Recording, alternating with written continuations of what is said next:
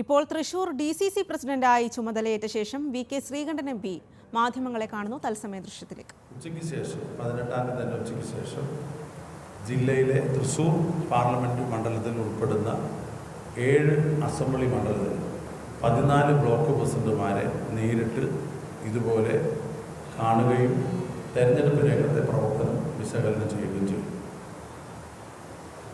പിന്നെ തുടർന്ന് ജില്ലാ കോൺഗ്രസ് കമ്മിറ്റിയുടെ ഭാരവാഹികൾ, മറ്റ് നേതാക്കൾ എല്ലാവരെയും ഈ ഉപസമിതി നേരിട്ട് കാണുന്ന അറിയിച്ചിട്ടുണ്ട്. അത് മറ്റൊരു തീയതിക്കായിരിക്കും.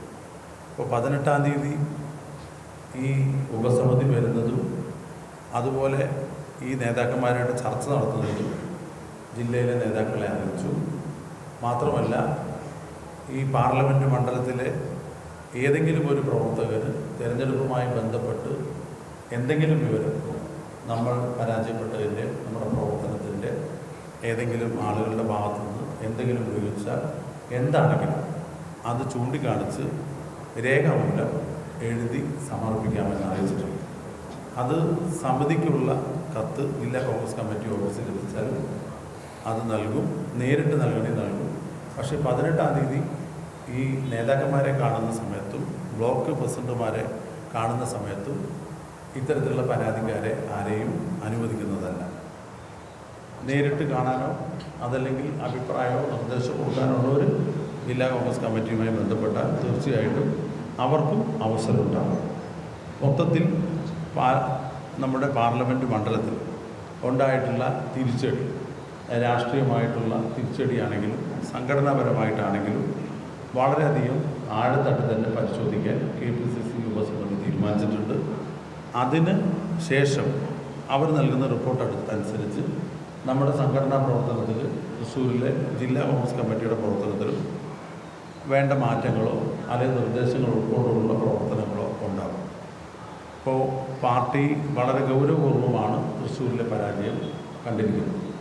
പ്രധാനപ്പെട്ട കാരണം കേരളത്തിൽ UDFന് അനുകൂലമായ വലിയ ഒരു ട്രെൻഡ് ഉണ്ടായിട്ട് 18 സീറ്റുകൾ വിജയിച്ചിട്ടും ഇവിടെ ഉണ്ടായ തിരിച്ചടി ഒരു പ്രത്യേകമായിട്ടുള്ള സാഹചര്യമാണ്. അതെന്തായാലും പ്രഥമ ദൃഷ്ട്യാ എല്ലാവർക്കും ബോധ്യപ്പെട്ടിട്ടുണ്ട്. അടുത്ത പഞ്ചായത്ത് തിരഞ്ഞെടുപ്പിൽ ഇത്തരത്തിലുള്ള യാതൊരു അപാകതയുമില്ലാതെ പാർട്ടിയെ സജ്ജമാക്കാനാണ് സംഘടനാ ചുമതല എനിക്ക് നൽകിയിരിക്കുന്നത്. അതുമായി ബന്ധപ്പെട്ട് ഇന്ന് സീനിയർ നേതാക്കന്മാരുമായിട്ട് ചർച്ച ചെയ്തു. നമ്മുടെ പഞ്ചായത്ത്, ത്രിതല പഞ്ചായത്ത് തിരഞ്ഞെടുപ്പ് അടുക്കാനിരിക്കുകയാണ്. വോട്ടർ പട്ടികയിൽ പേര് ചേർക്കുന്ന പ്രവൃത്തി നടന്നുകൊണ്ടിരിക്കുകയാണ്. അപ്പോൾ അതിൻ്റെ ജില്ലയിലെ ഈ കാര്യങ്ങൾ കോർഡിനേറ്റ് ചെയ്യാൻ 2 പേരെ ചുമതലപ്പെടുത്തിയിട്ടുണ്ട്. ഒന്ന് മുൻ ജില്ലാ കോൺഗ്രസ് കമ്മിറ്റിയുടെ പ്രസിഡന്റ് ശ്രീ O. അബ്ദുൾ റഹ്മാൻ കുട്ടി, 2 പഞ്ചായത്ത് രാജ് കോർഡിനേഷൻ നേരത്തെ നടത്തിയിട്ടുള്ള മുൻ MLA കൂടിയായ ശ്രീ അനിൽ അക്കരെ. ഇവർ 2 പേരും കോർഡിനേറ്റർമാരായി ഒരു ഉപസമിതി തീരുമാനിച്ചിട്ടുണ്ട്. ഉപസമിതിയിലെ മറ്റംഗങ്ങളെ മറ്റ് നേതാക്കന്മാരുമായിട്ട് ആലോചിച്ച് നാളെ തന്നെ പ്രഖ്യാപിക്കും. ഇവരുടെ നേതൃത്വത്തിലാണ് പഞ്ചായത്ത് തെരഞ്ഞെടുപ്പിൻ്റെ മുന്നൊരുക്കങ്ങൾ, പ്രത്യേകിച്ച് വോട്ടർ പട്ടികയിൽ പേര് ചേർക്കുക, 2 ഡീലിമിറ്റേഷൻ വാർഡ് വിഭജനവുമായി ബന്ധപ്പെട്ട ഗൈഡ് ലൈൻ, അത് കൃത്യമായിട്ട് ഓരോ പഞ്ചായത്തുകളിലും പരിശോധിച്ച് വേണ്ട നിർദ്ദേശങ്ങൾ നൽകാൻ നടപടിയെടുക്കാനും ആണ് ഈ ഉപസമിതി തീരുമാനിച്ചത്. രണ്ടാമത്തെ കാര്യം, പഞ്ചായത്ത് തിരഞ്ഞെടുപ്പുമായി ബന്ധപ്പെട്ട് തന്നെ 21-ാം തീയതിയാണ് ആദ്യഘട്ടം വോട്ടർ പട്ടികയിൽ പേര് ചേർക്കാനുള്ള അവസാന തീയതി. ഇതിന് ജില്ലാ കോൺഗ്രസ് കമ്മിറ്റിയുടെ ഒരു ഭാരവാഹി എല്ലാ കോൺഗ്രസ് മണ്ഡലം കമ്മിറ്റികളുടെയും ചുമതല ഏൽപ്പിച്ചിരിക്കുകയാണ്.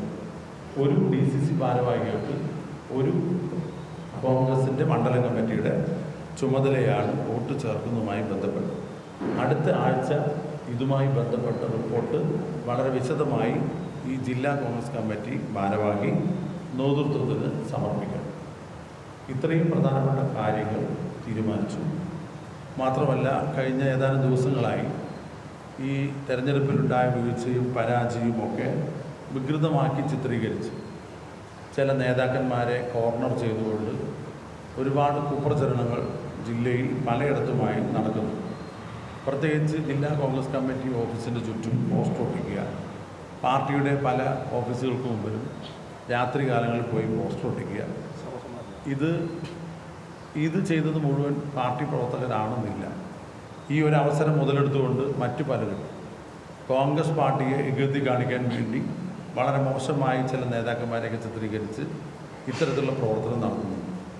ഇത് കർശനമായിട്ട് നിയന്ത്രിക്കാനും നിരോധിക്കാനും ഒരു കാരണവശാലും കോൺഗ്രസ് പാർട്ടിയുടെ ഒരു പ്രവർത്തകൻ്റെ ഭാഗത്ത് പോലും അത്തരത്തിൽ ഒരു പ്രവർത്തനം ഉണ്ടാകരുതെന്ന് വളരെ ശക്തമായ നിർദ്ദേശം നേതാക്കൾക്കും പ്രവർത്തകർക്കും നൽകിയിട്ടുണ്ട്. ഈ കഴിഞ്ഞ ദിവസങ്ങളിൽ സമൂഹ മാധ്യമങ്ങളിലൂടെ ചില നേതാക്കന്മാരെ തെറ്റായും മോശമായും ഒക്കെ ചിത്രീകരിച്ച് ആനന്ദം കണ്ടെത്തിയിട്ടുള്ള ചില ആളുകൾ, അത് മുഴുവൻ പാർട്ടി പ്രവർത്തകരുമല്ല, പാർട്ടിയുടെ ഉത്തരവാദിത്തപ്പെട്ട സ്ഥാനങ്ങളിലിരുന്ന് ഇതുപോലെ പരസ്യമായി പൊതുജന സമൂഹത്തിൻ്റെ മുമ്പിൽ ഇകഴ്ത്തി കാണിച്ചിട്ടുള്ള മുഴുവൻ നേതാക്കന്മാരുടെയും സോഷ്യൽ മീഡിയയിലുള്ള എല്ലാ ഡീറ്റെയിൽസും നമ്മൾ എടുത്തിട്ടുണ്ട്. അപ്പോൾ അതൊരു മുന്നറിയിപ്പാണ്. അവർ പ്രചരിപ്പിച്ചതെല്ലാം കൃത്യമായി രേഖാസഹിതം നമ്മൾ റെക്കോർഡ് ചെയ്തെടുത്തിട്ടുണ്ട്, പ്രിൻ്റ് ഔട്ട് എടുത്തിട്ടുണ്ട്. അവർക്കെല്ലാവർക്കും ഷോക്കോസ് നോട്ടീസ് നൽകാൻ വേണ്ടി തീരുമാനിച്ചിട്ടുണ്ട്.